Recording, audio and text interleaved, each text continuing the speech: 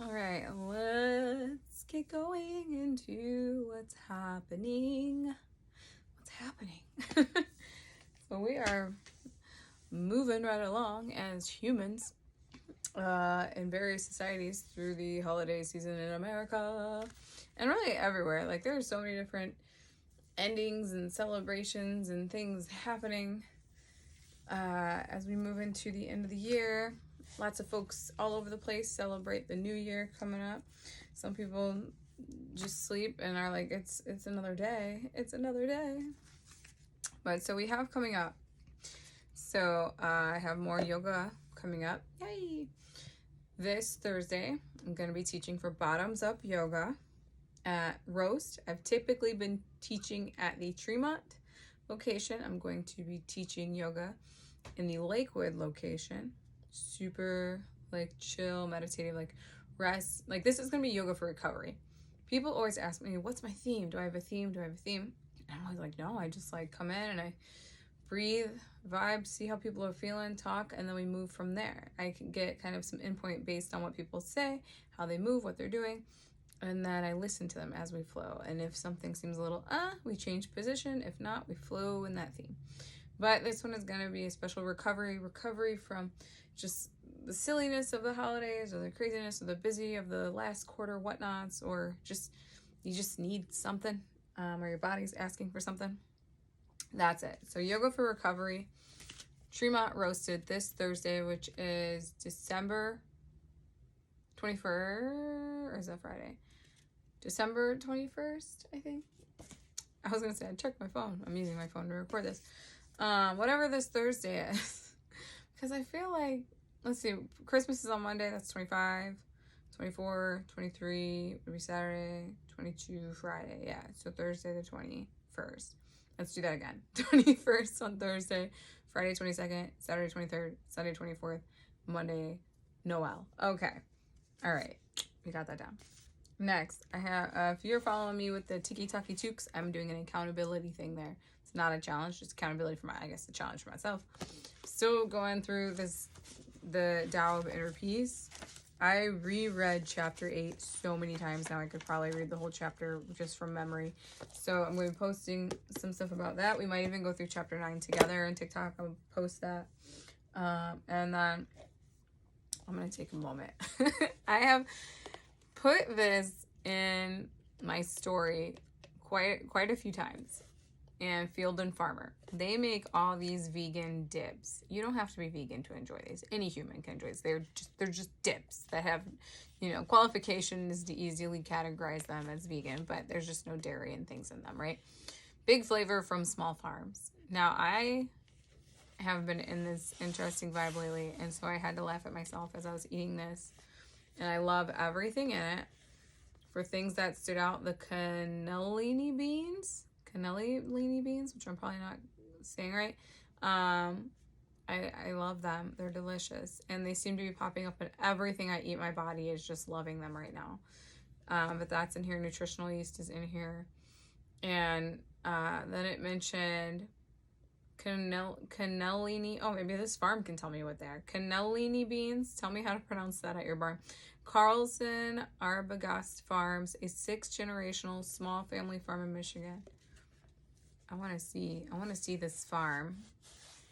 So if this farm person, I'm going to tag you if you are on Instagram. I want to come see this farm. And because I know a lot of their products have those beans in it. One, then you can tell me how to pronounce it, or you can just Instagram me and let me know how to pronounce it. And am I saying your last name right? Arbogast? That looks like it's like German or something.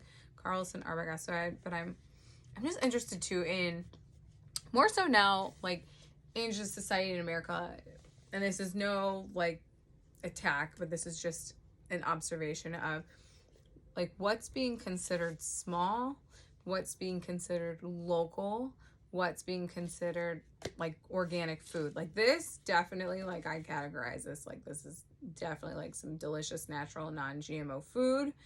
There's nothing in it that I can't pronounce. I can pronounce everything in here, and it's minimal ingredients. It's wonderful. I really do enjoy this brand. So if you haven't tried them, Go try it. And I was thinking about it because I was like, I'm just gonna open this before I do yoga tonight and just taste it. And then I ended up eating like almost the whole thing in one sitting. They're delicious, but it just makes me also wonder, like this company obviously is not calling themselves small local, but they are delicious. And I don't know, they might be small local. I don't know. I've actually talked to them a couple times, like through Instagram. I never asked, but I just wonder, like, the farms and places just in general, because I see this terminology coming up a lot, and I know for organic in general, it's changed a bit. Now, they are totally awesome. They have the non-GMO. They don't say what they aren't. That's also the reason why I love this. I love, what do they call it? Transparency. I like the transparency of this company. So now I'm just curious about their farms. So that was just on my mind. So I wanted to talk about them because I really like them. Something else on growth and things is I just posted a post about practice. I've been studying French now for like so long. I love it. Like, started in middle school, love the teacher.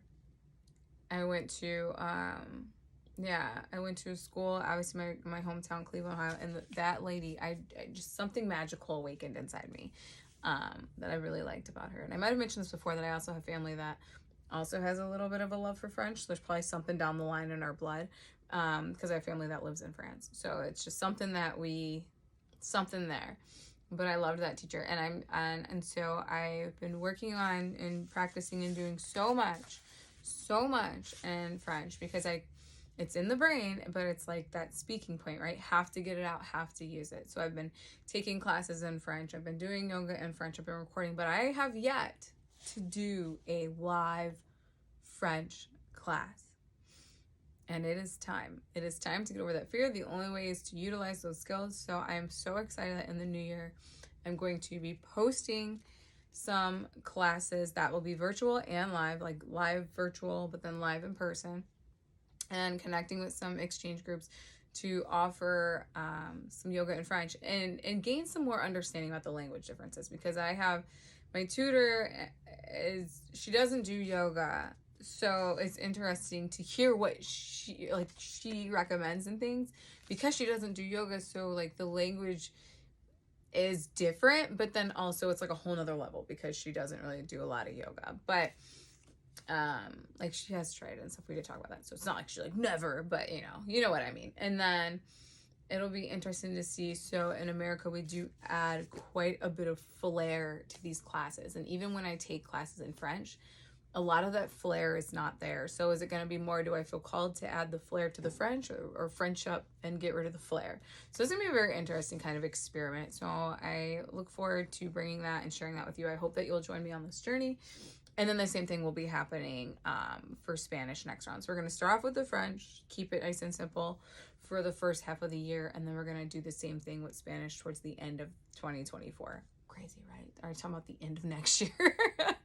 So about August, and we'll be bringing in some of that with the Spanish. And that'll be more meditation to work, because I still haven't gone through a lot of the body parts in Spanish. So it'll be meditations in Spanish. So I'm excited to bring that to you too. So keep a lookout for those. I'm overwhelmed with joy to really start to share these language journeys that I have with you, because it's just such a part of me that's been calling to release. It's finally kind of coming out and wanting to come into fruition, manifestation, and I don't know, I just look forward to it. But of course, my baby first. French is my baby, so that one will be first, and then Spanish is my secondary baby. And then who knows after that? Like, maybe I'll connect with one of you. I know I have friends who have beautiful, beautiful languages. So maybe if you're one of my friends who speaks all these other beautiful languages, maybe you want to come in and assist, and we can all learn together in these experiments in joyous places, because there's no judgment. It's freedom of practice. It's sharing something that is beautiful, and yoga can be shared. It's like dance, dance and music. It can be shared, and you don't have to speak the same language. And in yoga, and even in dance, there's so much different kind of language, right? Like, you have your language, your spoken, you have your movement, you have your dance, your flow. That's a language in itself. And then you also have that these integrating things. Like the Sanskrit can help bring two worlds together, two or two types of different humans, or three. Such a beauty in language, and I'm completely obsessed with language. I love it. So those are the big things I have right now. I still have some other programs. We're doing the monthly wellness talks on Eventbrite. Just posted a few days ago, neuroplasticity for happiness. This doesn't mean that the next day you're just gonna be happy. It's always a journey, right? Although you could. I don't know. So, but generally, what the theme of this is so changing your mindset. So it was thought back in science that once your brain cells were dead, they'd always be like, you're gonna kill your brain cells. They come back. Like, you can retrain your brain. It can grow new roads and routes, and it's like the whole you can teach an old dog new tricks kind of deal.